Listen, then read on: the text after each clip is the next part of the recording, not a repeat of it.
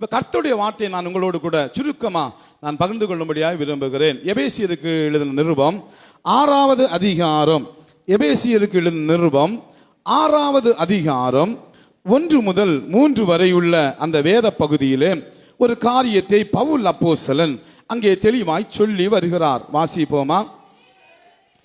பிள்ளைகளே, உங்கள் பெற்றாருக்கு கர்த்தருக்குள் கீழ்ப்படியுங்கள், இது நியாயம். உனக்கு நன்மை உண்டாயிருப்பதற்கும் பூமியிலே உன் வாழ்நாள் நீடித்திருப்பதற்கும் உன் தகப்பனையும் உன் தாயையும் கனம் பண்ணுவாயாக என்பது வாக்கு தத்தமுள்ள முதலாம் கற்பனையா இருக்கிறது. அல்லேலூயா, கர்த்தருடைய நாமத்திற்கு மகிமை உண்டாவதாக. பவுல் அப்போஸ்தலன் இங்கே ஒரு அற்புதமான ஒரு காரியத்தை சொல்லி வருகிறார். திருச்சபையில் இருந்த பிள்ளைகளுக்கு ஒரு காரியத்தை வெளிப்படுத்தி வருகிறார். புதிய மொழிபெயர்ப்பிலே, ஆங்கில வேதாங்கமத்தினுடைய மொழிபெயர்ப்பிலே சொல்லப்பட்டிருக்கிறது, பிள்ளைகளே, உங்களை பெற்றவர்களுக்கு கர்த்தருக்குள் கீழ்ப்படியுங்கள், இதுவே சரியான காரியம். உங்கள் தந்தையையும் தாயையும் மதித்து நடவுங்கள். இது ஒரு வாக்குறுதியுடன் கூடிய முதல் கட்டளை. அது என்ன வாக்குறுதி? உங்கள் தந்தையையும் தாயையும் மதித்து நடந்தால் உங்களுக்கு நல்லது நடக்கும், நீங்கள் பூமியிலே நீண்ட ஆயுளுடன் வாழ்வீர்கள் என்று சொல்லி அந்த புதிய மொழிபெயர்ப்பில் சொல்லப்பட்டிருக்கிறது. எவ்வளவு அற்புதமான ஒரு வசனம் பார்த்தீர்களா? அல்லேலூயா, அல்லேலூயா. ஆம், முதலாவது ஒரு கட்டளை என்ன? வாக்கு தத்தம் உள்ள கட்டளை. மற்ற கட்டளைகள் எல்லாம் வாக்கு தத்தம் கிடையாது. ஆனால் முதலாவது சொல்லப்பட்ட வாக்கு தத்தம் உள்ள ஒரு கட்டளை குறித்து சொல்லப்பட்டிருக்கிறது. உன் வாழ்நாள் நீடித்திருப்பதற்கு உன் தகப்பனையும் தாயையும் கனம் செய்வாயாக. அல்லேலூயா. நம்முடைய தாயை நாம் கனப்படுத்த வேண்டிய ஒரு கடமைப்பட்டவர்களாக காணப்படுகிறோம். அது நம்முடைய கடமை. நம்மை பெற்றெடுத்த ஈண்டெடுத்த தாயை கனப்படுத்த வேண்டியது கடமை. ஆனால் சில காரியங்கள் செய்யக்கூடாது.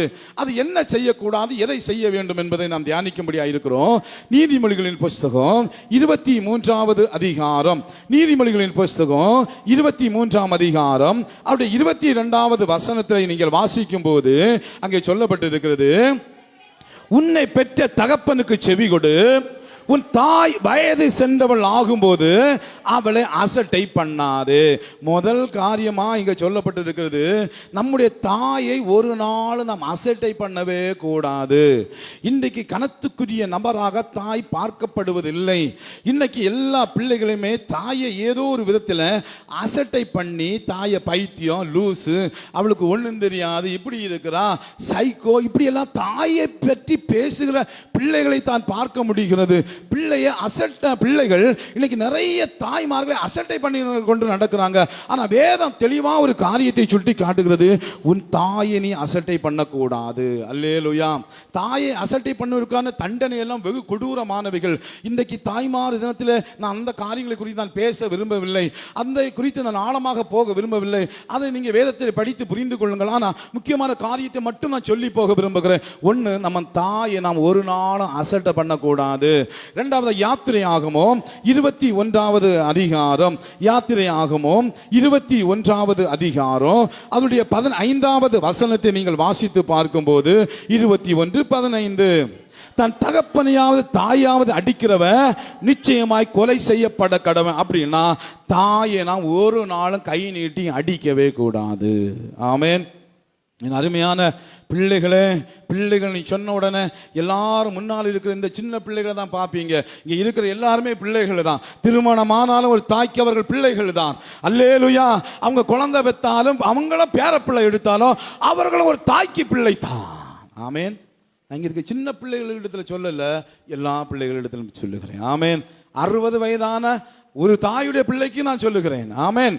நம்முடைய தாயை ஒரு நாளும் அடிக்கக்கூடாது. சில நேரங்களில் அவங்க நாட்கள் போக போக நீங்கள் பார்த்தீங்கன்னு சொன்னால், இந்த 60 வயசுக்கு மேலே செகண்ட் சைல்டுன்னு சொல்லுவாங்க, கேள்விப்பட்டிருக்கீங்களா? 60 வயசு வரையும் தான் அவங்க ஒரு இதாக இருப்பாங்க. 60 வயசுக்கு பிற்பாடு ஆணாக இருக்கட்டும் பெண்ணாக இருக்கட்டும் செகண்ட் சைல்டு, அதாவது அவங்க குழந்தை பருவத்தில் எப்படி இருந்தாங்களோ அந்த நிலைமைக்கு தள்ளப்படுவார்கள். அவங்க குழந்தை நிலைமை என்று ஒரு டீனேஜ் நிலைமைக்கு வருவாங்க பார்த்தீங்களா? அப்படி வந்துட்டு அதுக்கு பிற்பாடு கொஞ்சம் மெச்சூர் ஆகுவாங்க. ஆனால் 60 வயசுக்கு பிற்பாடு அவங்க டீனேஜில் போய் திரும்ப கீழே போயிடுவாங்க. அவங்க நடவடிக்கை குழந்தைத்தனமாக இருக்கும். குழந்தைகள் எப்படி பிடிவாதமாக இருப்பாங்களோ அப்படி பிடிவாதம் இருப்பாங்க. அவங்க குழந்தை பருவத்தில் சில கோவப்படுவாங்க, சில பிள்ளைங்க சில குறும்பு பண்ணுங்க. அதே அதே நிலைமைக்கு அவர்கள் செல்வார்கள். சில நேரங்களில் பார்த்தா என்ன செய்யணும், கஷ்டமாக தான் தெரியும், பயங்கர இதாக தான் தெரியும். ஆனால் வேதம் சொல்லுகிறது, உன் தாயை ஒரு நாள் நீ கை நீட்டி அடிக்கக்கூடாது. அல்லேலூயா. அவங்க சூழ்நிலைகளை புரிந்து கொண்டு நடக்க வேண்டும். மூன்றாவதாக அதை 21வது அதிகாரம் 17ஆம் வசனம் சொல்லுகிறது, தன் தகப்பனையாவது தன் தாயாவது சபிக்கிறவ நிச்சயமாய் கொலை செய்யப்பட வேண்டும். மூணாவது, தாய தகப்பனை ஒரு நாள் சபிக்க கூடாது. சில பிள்ளைகள் அம்மாவை சபிக்க, நாசமா போவா என் அம்மா, இவன் நாசமா போவா, யாருன்னு பார்த்தா அம்மாவை. அல்லேலூயா. ஒரு நாள் நம்மை பெற்றெடுத்த தாயை நாம் சபிக்க கூடாது. ஆமேன். அது சும்மா அந்த சாமம் நம்மளை சும்மா விடாது. நான்காவதாக லேவியராகமம் 27வது அதிகாரம். லேவியராகமம் 27வது அதிகாரம் அதனுடைய 16வது வசனத்தை வாசிப்போமா?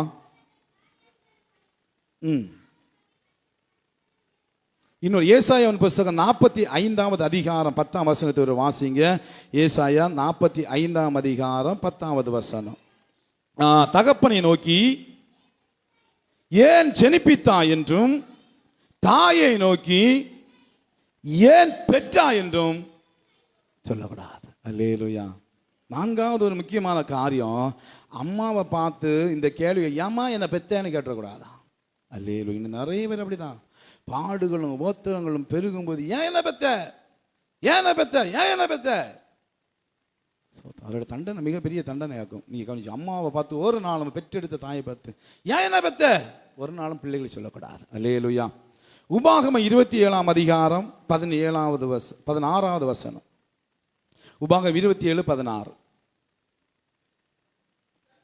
தன் தகப்பனையும் தன் தாயையும் தூசிக்கிறவன் சபிக்கப்பட்டவன். ஐந்தாவது, தாயை தூசிக்க கூடாது. அல்லேலூயா.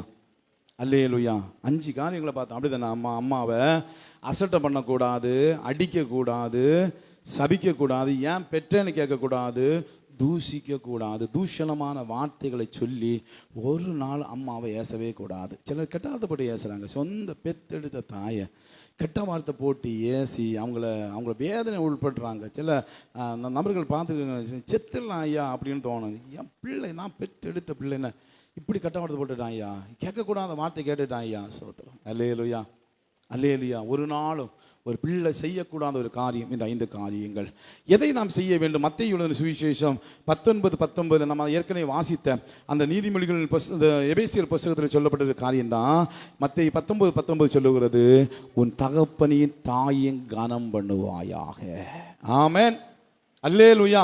உன் தகப்பனையும் தாயும் கனம் பண்ணுவாயா. கனம் அப்படின்னா கொடுக்க வேண்டிய மரியாதையை கொடு. உன் தகப்பனுக்கும் உன் தாய்க்கும், விசேஷமாக தாய்மார் தினமானபடினால் தாயை பற்றி பேசுகிறேன். உன் தாய்க்கு நீ கொடுக்க வேண்டிய மரியாதையை கொடு, நீ கொடுக்க வேண்டிய கனத்தை கொடு. ஊரில் உள்ள எல்லாருக்கும் எவ்வளவு கனம் கொடுக்க முடியுமோ அவ்வளவு கனத்தை கொடுப்போம். ஊரில் உள்ள ஒருத்தனுக்கு எவ்வளவு கனத்தை கொடுக்குமோ அவ்வளவு கனத்தை கொடுப்போம். ஆனால் சொந்த தாய்க்கு கனம் கொடுக்க மாட்டோம். எனக்கு அருமையான தேவனுடைய பிள்ளைகளே, நம்முடைய தாய் கனத்துக்குரியவள். ஆமென். தாய் கனத்துக்குரிய, தாய் கனத்துக்குரியவள். நான் கொஞ்சம் காரியத்தை உங்களோட நான் பேசும்படியாக இருக்கு. கொஞ்சம் கூர்ந்து கவனிங்க, பிள்ளைகளும் கவனிங்க, பெரியவளும் கவனிங்க. ஏன் தாய் ஒரு கனத்துக்குரியவள்? ஏன் அவள் மரியாதைக்குரியவளாய் காணப்படுகிறாள்? ஒரு வீட்டில் பிறந்து வளர்ந்து அவங்க டீனேஜ் பருவத்தில் பல கனவுகளோடு வாழ்ந்திருப்பாங்க. வளர்ந்து ஒரு குறிப்பிட்ட ஸ்டேஜ் வரும்போது விரும்பியோ அல்லது குடும்பத்தோட கட்டாயத்தின் பேரிலோ ஒரு திருமணம் செய்து ஒரு வீட்டுக்கு அவங்க புகுந்த வீட்டுக்கு போகிறாங்க. பிறந்த வீட்டை பிரிந்து விடுகிறார்கள். கவனிக்கிறீங்க தானே? கவனிக்கிறீங்க தானே? ஒரு வேறு விரிக்கப்படுகிறார்கள். முதல் அனுபவம், ஒரு அனுபவம், நம்மை பெற்றெடுத்த தாயினுடைய ஒரு வித்தியாசமான அனுபவம், வேறு பிரிக்கப்படுதல். தாம் பிறந்து வளர்ந்த கலாச்சாரம், பிறந்து வளர்ந்த ஊர், அல்லது பிறந்து வளர்ந்த சூழ்நிலைகள், உறவுகளை விட்டு இன்னொரு உறவு வீட்டுக்கு அவங்க செல்லுகிறார்கள். இவர்களை மறந்து, தாயின் தகப்பனை மறந்து, சகோதரங்களை மறந்து, எல்லாவற்றையும் மறந்து, தன் பழக்க வழக்கங்களை மறந்து, தன்னுடைய விருப்பு வெறுப்புகளை மறந்து ஒரு புதிய வீட்டுக்கு போய் அந்த புதிய வீட்டின் காரியங்களை கற்றுக்கொள்ள ஆரம்பிக்கிறார்கள். பாடுகள் தான். சீக்கிரமாக அவர்கள் அந்த குடும்பத்தோடு ஒத்து போக முடியாது. சீக்கிரம் அந்த குடும்பத்தோடு ஒத்து போக முடியாமல் பல சூழ்நிலைகள், பல சொல்லுவாங்க. போன உடனே அவங்க கேட்பாங்க, ஒரு 2 மாதம் 3 மாதம் ஆனோடனே கேட்பாங்க, ஏதாவது விசேஷம் உண்டான்னு கேட்பாங்க. இல்லைன்னு சொன்னால் சொந்த வீட்டில் இருக்கிறவங்களே தாறுமாறாக பார்க்க ஆரம்பிப்பாங்க. அவங்களே அவ்வளோ நாள் அன்பாய் வரவேற்ற மருமகளே மருமகளே வா வா அப்படின்னு வரவேற்ற அந்த மாமியார் கூட ஒரு 3 மாதம் 4 மாதம் கழிஞ்சோடனே என்ன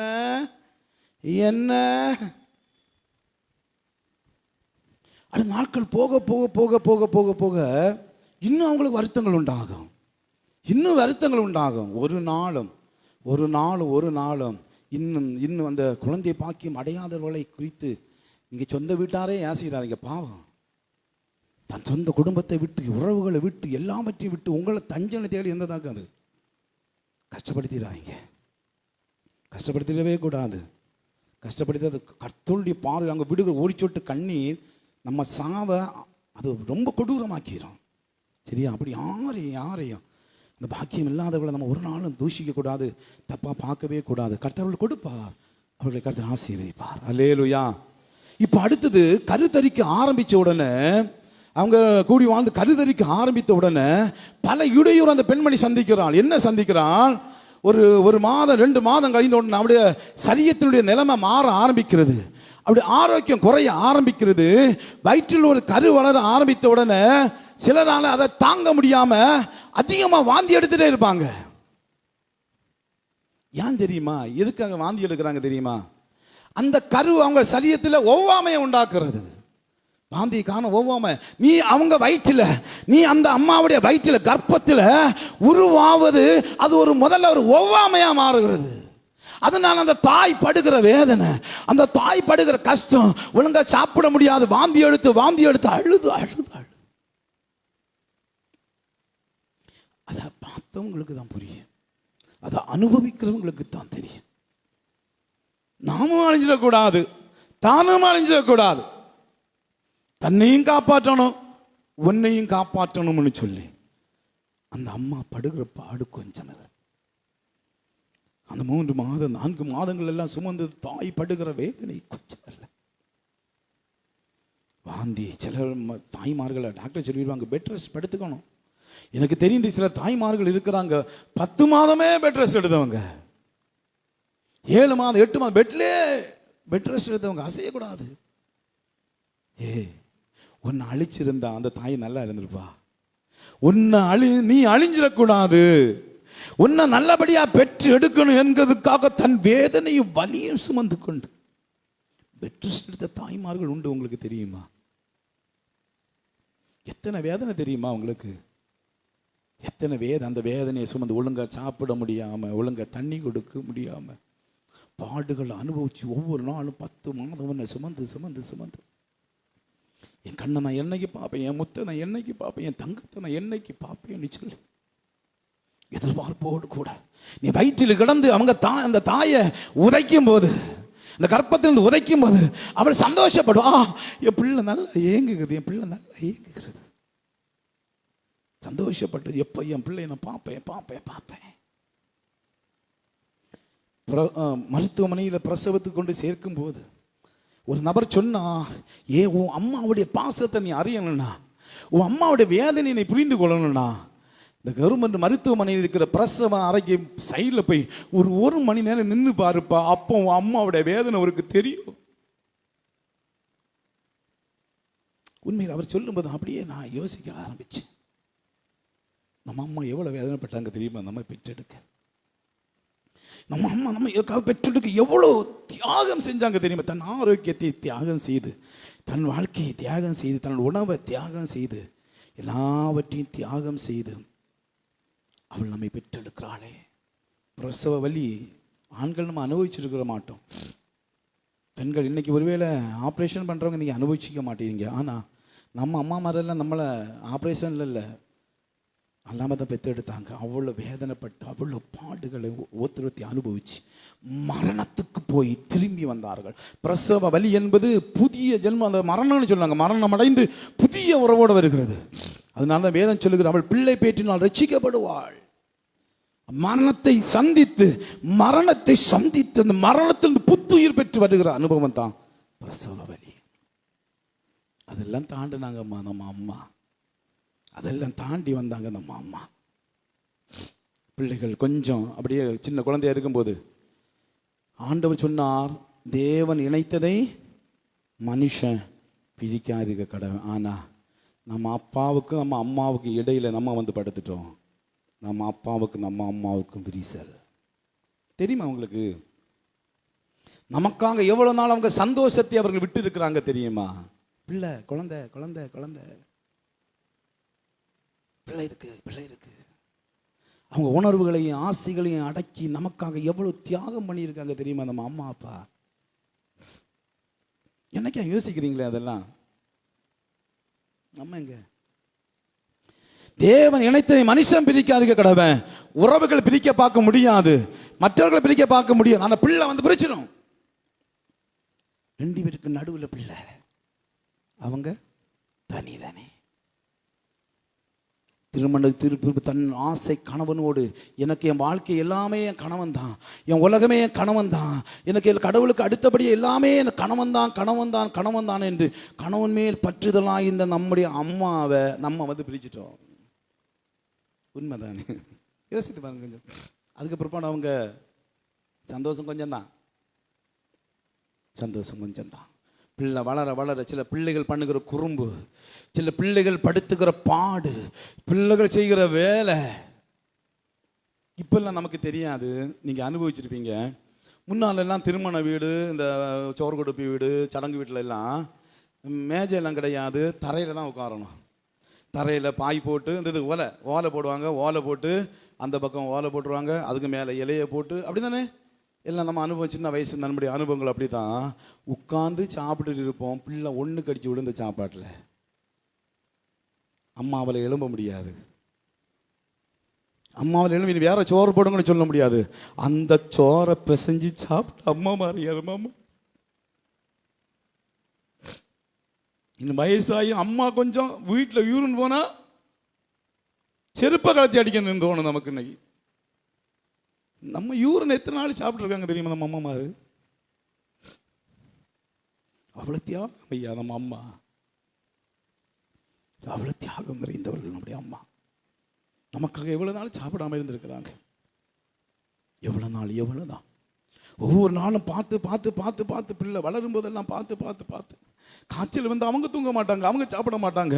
நமக்கு காய்ச்சல் வந்தால் அவங்க விரும்பின உணவை கூட சாப்பிடாம நமக்காக பத்திய சாப்பாடு சாப்பிட்டு தாய்மார் எத்தனை பேர் உண்டு தெரியுமா? பால் கொடுக்கணும் பிள்ளைக்கு, நான் இதை சாப்பிட்டா பிள்ளைக்கு ஏதாவது ஆயிருமோன்னு சொல்லி நமக்காக பத்திய உணவை சாப்பிடு. அம்மாவுக்கு எந்த வியாதியும் இல்லை, அம்மாவுக்கு எந்த பிரச்சனையும் இல்லை. ஆனால் நமக்காக பத்திய உணவை சாப்பிட்டவங்க, நமக்காக மருந்து சாப்பிட்டவங்க, நமக்காக தான் விரும்பின உணவை தியாகம் செய்தவர்கள், நமக்காக தன்னுடைய உறவுகளை உதாசீனப்படுத்தி நமக்காகவே வாழ்ந்த ஒரு தாய் நம்முடைய தாய். வளர வளர வளர பிள்ளைய அப்படியே பார்த்து பார்த்து பார்த்து பிள்ளைக்கு எந்த குறையும் வந்துடக்கூடாது, பிள்ளைக்கு எந்த குறையும் வந்துடக்கூடாது. பிள்ளை நல்லா இருக்கணும், பிள்ளை நல்லா இருக்கணும், பிள்ளை நல்லா இருக்கணும்னு சொல்லி ஆண்டவருடைய சமூகத்தில் விழுந்து கடந்து பிள்ளைக்காக ஜெபம் பண்ணி பிள்ளையை வளர்த்தெடுக்கிறார் ஒரு தாய். அல்லேலூயா, அல்லேலூயா. தாயின் அன்பு வேதனை ஊடாய் வந்த அன்பாக்கும். அது சாதாரணமான அன்பு அல்ல. அதோடு முடிஞ்சிச்சா? வாலிப பிள்ளை அடைஞ்சிட்டோன்னா, ஒரு பிள்ளை வயசுக்கு வந்துச்சுன்னா சொல்லுவாங்க, ஒவ்வொரு அம்மாமாரும் வயிற்றில் நெருப்பு கட்டிட்டு தான் அலைவாங்களாம். ஐயோ என் பிள்ளை எங்கேயாவது குழியில் போய் விழுந்துடக்கூடாது, ஐயோ என் பிள்ளை கரைப்பற்றக்கூடாது, ஐயோ என் பிள்ளை நிறைய பிள்ளை ஏதோ ஆபத்தில் மாட்டிடக்கூடாது, எவனாவது என் பிள்ளைய வஞ்சித்திடக்கூடாது, அல்லது எங்கேயோ என் பிள்ளை நாசமாக போயிடக்கூடாதுன்னு சொல்லி பிள்ளை மேல் கரிசனையோடு அப்படியே உற்று நோக்கி பிள்ளையை தண்டிக்க நினைப்பாங்க. நம்ம அம்மா திட்டு தான் நமக்கு கேட்கும். அம்மா படுகிற கோபத்தை தான் நம்ம புரிஞ்சிக்குவோம். ஆனால் அம்மாவுடைய மனசு ஒருத்தரும் புரிஞ்சிக்க மாட்டோம். அம்மாவோட மனசு ஒருத்தரும் புரிஞ்சு, ஏன் அம்மா இப்படி என்ன ஏசுறா, ஏன் இவ்வளோ சைக்கோ போல பிஹேவ் பண்ணுறா, ஏன் இவ்வளோ பண்ணுறான்? ஏன்னா அம்மாவுக்கு சில அனுபவங்கள் உண்டு. அம்மா பட்ட கஷ்டங்கள் கொஞ்சம் இல்லை, அவங்க வளர்ந்து வந்த சூழ்நிலையில் பட்ட பாதிப்புகள் கொஞ்சம் இல்லை. அதே பாதிப்பு என் மகனும் என் மகளும் பெற்றுக்கூடாது, என் பிள்ளை நல்லா வளரணும், என் பிள்ளை நல்லா வளரணும் என்று சொல்லி அவ்வளோ கருத்தாக இருக்கிறதுனால தான் உங்களை அவங்க திட்டுறாங்க.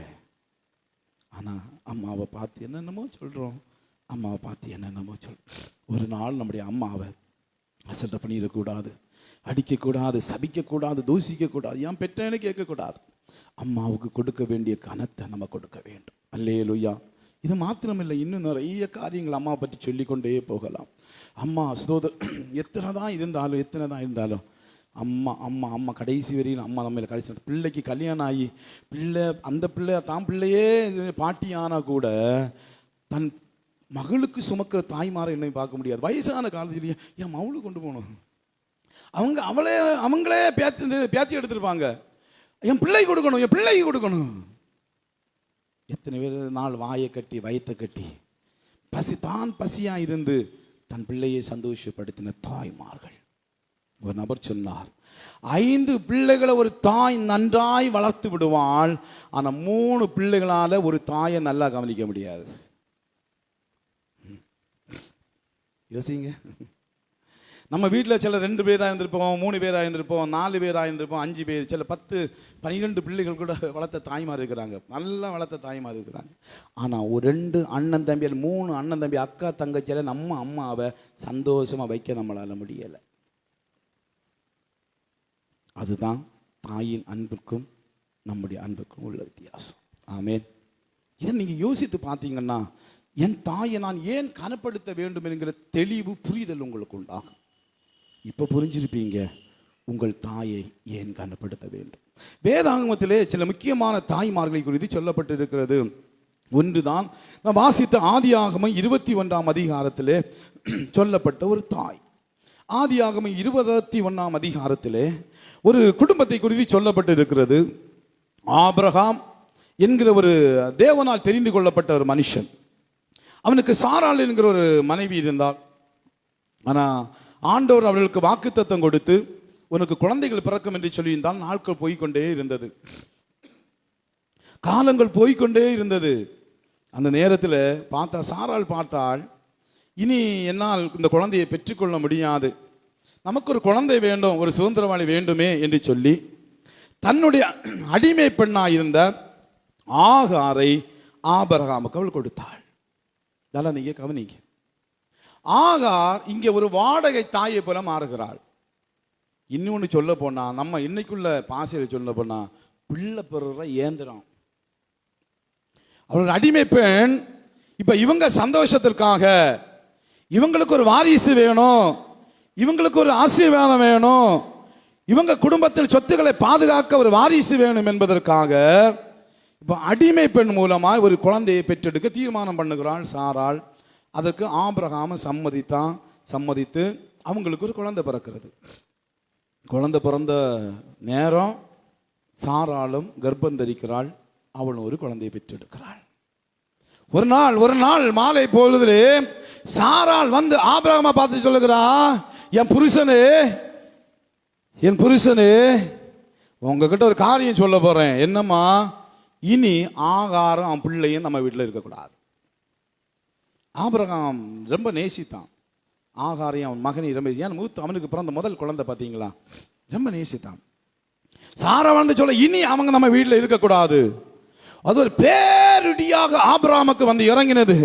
ஆபிரகாம் ரொம்ப வருத்தப்பட்டான். ஐயோ, எப்படி என் பிள்ளையை நான் அனுப்புவது, அவளை எப்படி அனுப்புவது, அவளுக்கு யார் இருக்கா, அவள் எகிப்திலிருந்து அடிமையாய் கொண்டு வரப்பட்டவள், அவளுக்கு யாருமே இல்லை, யாருமற்ற அடிமை பண்ணாய் இருக்கிற அவளை நான் அனுப்பிவிட்டால் அவள் எங்கே போவாள்?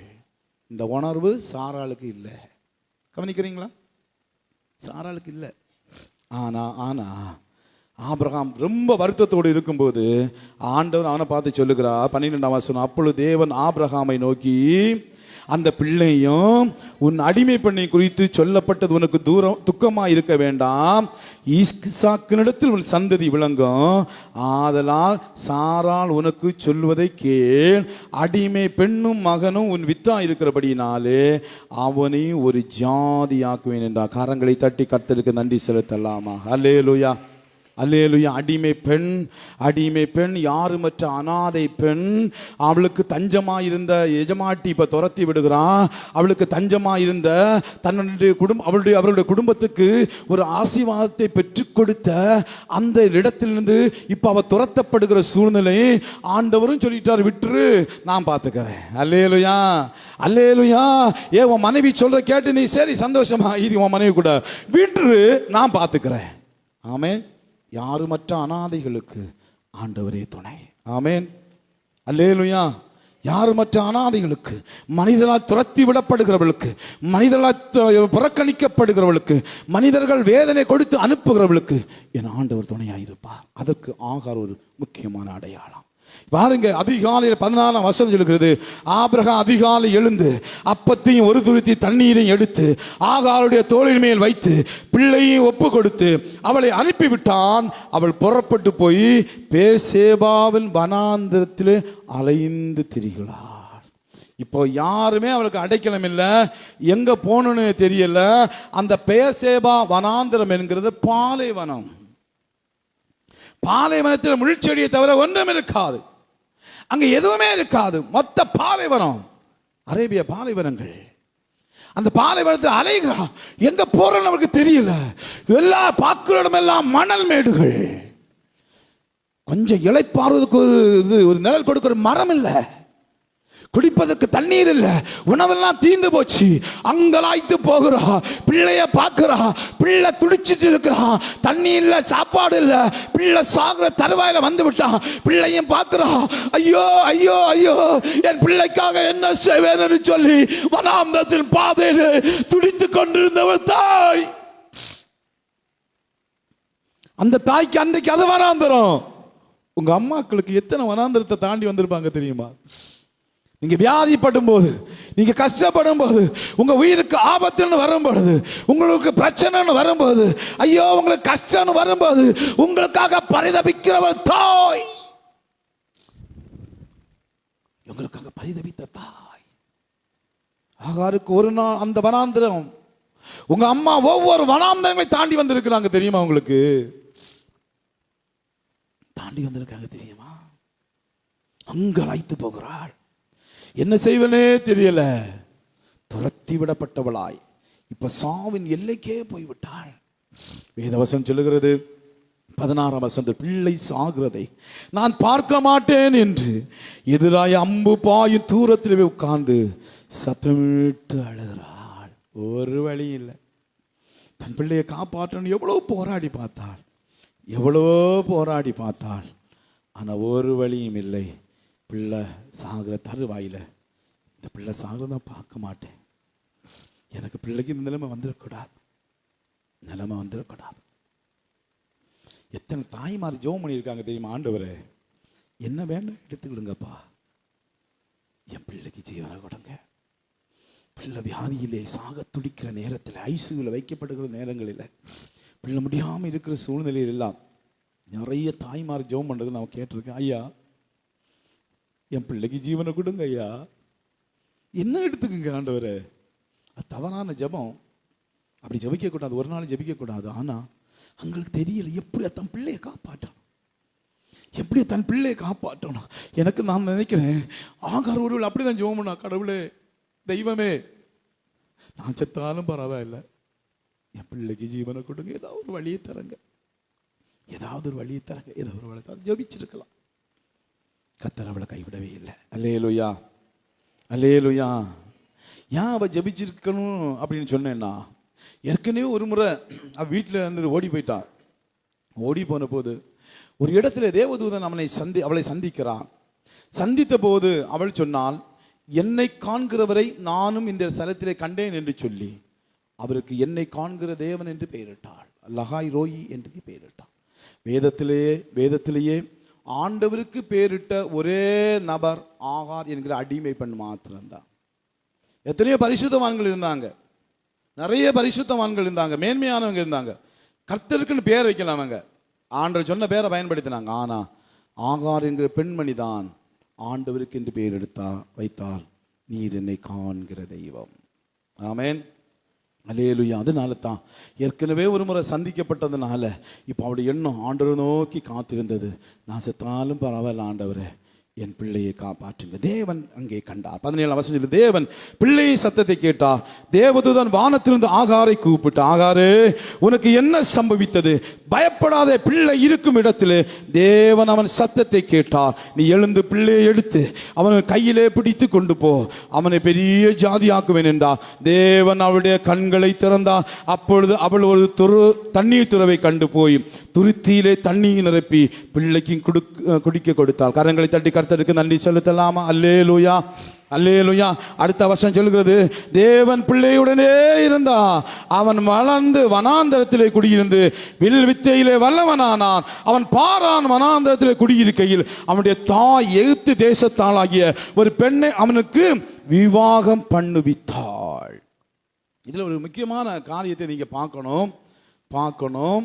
சாராள் தன் பிள்ளை நல்லா இருக்கணுங்கிறதுக்காக ஆகாரையும் அவன் பிள்ளையும் துரத்தி விட்டான். எங்கே போனே தெரியாமல், எங்கே போன தெரியாத சூழ்நிலை இருக்கிறான். அதையும் கூட யோசிக்காமல், அவர் அடிமைப்பட நம்ம எகிப்துல கொண்டு வந்து அவளுக்கு எங்கே போகிறோன்னு தெரியாது, அதையும் கூட யோசிக்காமல் தன் பிள்ளை நல்லா இருக்கணும்னு சொல்லிட்டு அடிமை பெண்ணையும் அவன் பிள்ளையும் துரத்தி விட்டான். அவள் போனால் கஷ்டப்பட்டது உண்மைதான், பாடுபட்டது உண்மைதான். ஆனால் வேதவசம் சொல்லுகிறதுக்கு கர்த்தர் அற்புதம் செய்ய ஆரம்பித்தான். கர்த்தர் அந்த பிள்ளையோடு கூட இருந்தார். அல்லேலூயா, அல்லேலூயா. அவள் அவனுக்கு சொல்லி ஒரு நல்ல வாழ்க்கை துணையை தெரிந்து கொண்டாள். ஆனால் சாராள் தன் பிள்ளை திருமணமாகிறதை அவள் தன் கண்ணினால காணல. தெரியுமா உங்களுக்கு? சாராள் வாக்குத்தத்தத்தின் பிள்ளையை பெற்றெடுத்தவள்.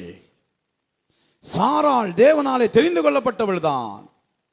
ஆசீர்வாதமான சந்ததியை பூமிக்கு கொடுத்தவள் தான். ஆனா ஈசாக்குடைய திருமணத்தை சாராள் பார்க்கல.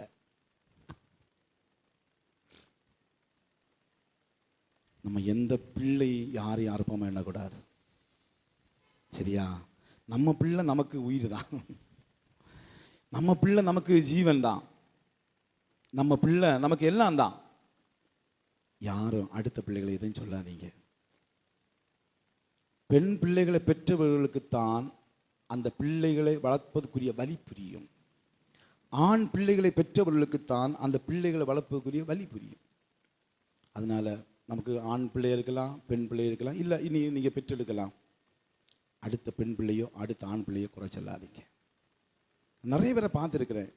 ஆண் பிள்ளைகள் இருப்பாங்க, பொம்பளை பிள்ளைகளை குறை சொல்லிட்டு இருப்பாங்க. அவங்களுக்கு பொம்பளை பிள்ளைகள் இருக்கும், ஆம்பளை பிள்ளைகளை குறை சொல்லிட்டு இருப்பாங்க. அவங்களுக்கு அவங்க பிள்ளை முக்கியமா ஐயா? அவங்களுக்கு அவங்க பிள்ளை முக்கியம். ஆகாருக்கு அவ பிள்ளை முக்கியம், சாராளுக்கு அவ பிள்ளை முக்கியம். ஆனால் சாராள் செய்த காரியத்தின் நிமித்தமாய் பாதிக்கப்பட்டது சாராள் தான். அதனால் யாரையும் நம்ம அற்பமாக எண்ணக்கூடாது, யாரையும் நம்ம செஞ்சக்கூடாது, துரத்தக்கூடாது, யாருக்கு விரோதமாக எந்த பிள்ளைக்கு விரோதமாக பேசக்கூடாது. சாராள் செஞ்சுருக்கலாம், ஒரு வழி பண்ணியிருக்கலாம். அவரை ஒதுக்கி வச்சுட்டு அவளை நானும் பார்க்கக்கூடாது, விடு, என் பிள்ளை அவன் ஓத்திரப்படுத்தக்கூடாது, அவ்வளோதான். அவள் ஒதுக்கி வச்சிருக்கலாம். துரத்தி விட்டா பார்த்தீங்களா, ஆசீர்வாதத்தை காணாமல் போய் சேர்த்தாள். ஆனால் ஆகார் அப்படி அல்ல, தன் பிள்ளையுடைய ஆசீர்வாதத்தை கண்டாள். கரங்களை தட்டி கர்த்தருக்கு நன்றி செலுத்தலாமா? ஆசீர்வதித்தை கண்ட ஒரு நல்ல தாய். அவள் பல பாடுகளை அனுபவிச்சது உண்மைதான், ஆனால் மகிமையான காரியத்தை சந்தித்தார். இரண்டாவது ஒரு தாயை குறித்து யாத்திரையாகமம் 2வது அதிகாரத்தில் சொல்லப்பட்டு இருக்கிறது. ஸ்தோத்திரம். தேசத்தில் ஒரு பெரிய சட்டம் வருகிறது. என்ன சட்டம்? பிறக்கிற எல்லா ஆண் பிள்ளைகளையும் நதியில போட்டு கொல்லணும்னு ஒரு சட்டம் வருகிறது. ஆனா அந்த எகிப்தில் இருந்த ஒரு ஸ்திரீ, யூதா ஸ்திரீ, அந்த இஸ்ரேல் தேசத்து ஸ்திரீ ஒருத்தி என்ன செய்கிறா, தன் பிள்ளைய 3 மாசம் ஒளிச்சு வைத்தாள் அப்படின்னு சொல்லப்பட்டு இருக்கிறது. அல்லேலூயா, அல்லேலூயா. 3 மாசம் ஒளிச்சு வச்சு 3 மாசத்துக்கு பிற்பாடு பிள்ளைய ஒளிச்சு வைக்க முடியல. இந்த 3 மாசமும் அவப்பட்ட பாடுகள் கொஞ்சமா இருக்காது. ஏன்னா சின்ன குழந்தை அழுகிற பிள்ளைகள் என்ன செய்யும், அழுத உடனே யாராவது சத்தம் கேட்டுச்சுன்னா போட்டு கொடுத்துருவாங்க. நல்லா கவனிங்க, நீங்கள் நல்லா கவனிக்கணும். எல்லா வீட்டில் உள்ள பிள்ளைகளும் நதியில் போடப்பட்டு இருக்கு. இப்போ எந்த வீட்லையாவது பிள்ளை இருக்குன்னு கேள்விப்பட்டா நதியில் போட்ட அம்மா சும்மா இருப்பாளா? சொல்லுங்க. நதியில் பிள்ளை அம்மா போட்டுட்டாங்க. இப்போ ஒரு வீட்டில் பிள்ளை இருக்கு, போடல, இந்த அம்மாவுக்கு என்ன செய்யும்? வயிறு எரியும். நான் என் பிள்ளைய போட்டேன், அவ பிள்ளை இருக்கு, காட்டி கொடுக்க தான் முற்படுவாங்க. அல்லேலூயா. அப்படி ஒன்றும் இல்லை, அப்படி ஒன்றும் இல்லை. ஏன் கொரோனா இருந்தது பக்கத்து வீட்டுக்காரில் காட்டி கொடுத்த ஆளுவா தானே நம்ம? ஏன் என் பக்கத்து வீட்டில் கொரோனா இருக்கிற காட்டி கொடுத்த ஆளுக்கள் தானே நம்ம? பிள்ளைய விடுவாமா? இப்போ பக்கத்து வீட்டுக்காரங்கள்ட்ட முதல்ல தன் பிள்ளையை காப்பாற்றணும். அடிக்கடி எகிப்தினுடைய அந்த முக்கியமான ராவண வீரர்கள் ரவுண்ட்ஸ் வருவாங்களே, ரவுண்ட்ஸ் வரும்போது அவங்க கண்ணில் மாட்டிடக்கூடாது. அந்த அம்மா எவ்வளோ ரிஸ்க் எடுத்திருப்பாங்க தெரியுமா? அந்த அம்மா எவ்வளோ ரிஸ்க், பிள்ளையை மரணத்திலிருந்து காப்பாற்றுவதற்கு. சில நேரங்களில் நம்ம பிள்ளைகள் தப்பு பண்ணோம், தப்பு பண்ணி நம்ம பிள்ளைகள் மேலே பயங்கரமான பிரச்சனைகள் வரும். ஆனால் நம்ம அம்மா மாதிரி விட்டு கொடுக்க மாட்டாங்க. அந்த பிள்ளையை காப்பாற்றுவதற்கு தங்களால் என்னெல்லாம் செய்ய முடியுமோ எல்லாம் செய்வாங்க. ஏன்னா அவங்க பெத்த பிள்ளை இல்லை, உண்மைதானே? பெத்த பிள்ளை எப்படி காட்டி கொடுக்க முடியும்? போலீஸ் தேடி வருது. ஏன் எங்கள் வீட்டில் அங்கே உள்ளதான் இருக்கான், கட்டில் கடியில் ஒழிச்சு கடிக்காம மாமன் சொல்லி கொடுப்பாங்களா? அம்மாவும் அப்பாவை சொல்லி கொடுப்பாங்க? முடியாது. அதை காப்பாற்றுவதுக்கு எவ்வளோ. அதே போல தான் பிள்ளை உயிருக்கு ஆபத்தான நிலைமையில் இருக்கு. எங்கேயாவது சத்தம் கேட்டுச்சுன்னா பிள்ளைங்க பாடம் ஓட். இப்போ என்ன நடக்கும் தெரியுமா? நாங்கள் சட்டம் போட்ட பிற்பாடும் உன் பிள்ளைய நீ தூக்கி நதியில் போடாதனால உன்னையும் கொல்லுவோம், உன் புருஷனையும் கொல்லுவோம், உன் மற்ற 2 பிள்ளைகளையும் கொல்லுவோம்னு சொல்லிட்டு மொத்த குடும்பத்தையே ராஜா கோபப்பட்டு அழித்து விடுவான். அவ்வளவு கொடூரமான ராஜா அந்த ராஜா. தன் குடும்பத்தை காப்பாற்றணும், தன் மற்ற 2 பிள்ளைகளை காப்பாற்றணும், தன் புருஷனை காப்பாற்றணும், தன்னை காப்பாற்றணும், தன்னுடைய பிள்ளையை காப்பாற்றணும்.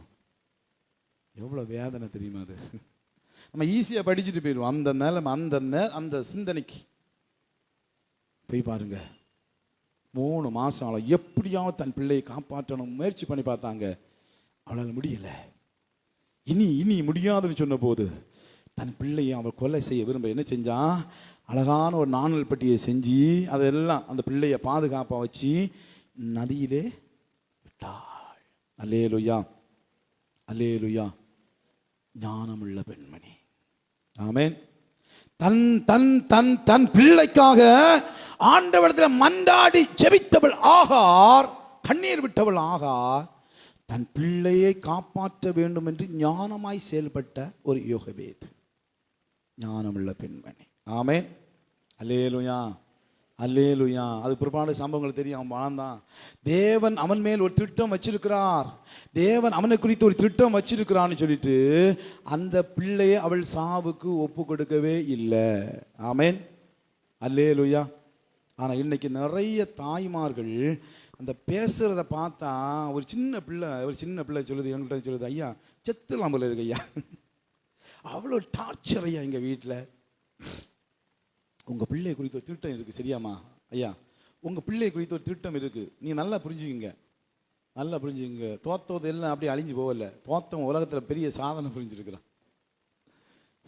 பொதுவாக சொல்லுவாங்க இந்த ஸ்கூலில் முதல் பெஞ்சு 2ஆம் பெஞ்சு 3ஆம் பெஞ்சு படிக்குது பார்த்தீங்களா, அதுக எல்லாம் இந்த லாஸ்ட் பெஞ்சில் மாப்பிள்ளை பெஞ்சில் இருந்து படித்தா பார்த்தீங்களா, அவங்கிட்ட பிற்காலத்தில் கை கட்டி வேலை செஞ்சுருக்காங்களா.